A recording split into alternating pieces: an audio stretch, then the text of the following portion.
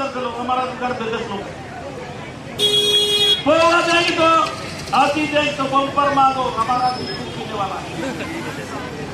ये सब पैसा को घर में रखो, दारू को घर में रखो, 4 तारीख को पी के रोड पे नाच हुई, रोड में। ये तुम्हारा पैसा, तुम्हारा दारू या पी के नाच है तो हम बोले फन कर सही बात है कि नहीं है?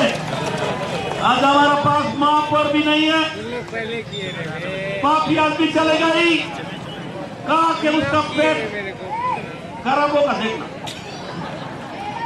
इलाज भी लगेगा, माफिया भी लोग मर जाएंगे, पैसा गरीब लोग का खाया है। उसके बाद हमारे एमएलए भी नहीं है तुम्हारा पास, तुम्हारा गांव में कोई मंद बनाता है, कोई गोली खोलता है, पैसा नहीं मिलता है, डौका डौकी को मारता है, लड़ाई कौन बंद करेगा? मैं तुम लोग को जिम्मेदारी क्या बोल सकता हूं? एमएलए भी नहीं है, मां पर भी नहीं है, सांसद होना है कि नहीं होना है? तुम्हारा पास पुलिस बोलेगा चलो थाना, मैं थाना नहीं जाऊंगा, लकमा से बात करूंगा, तुमको छोड़ के भाग जाएगा। मत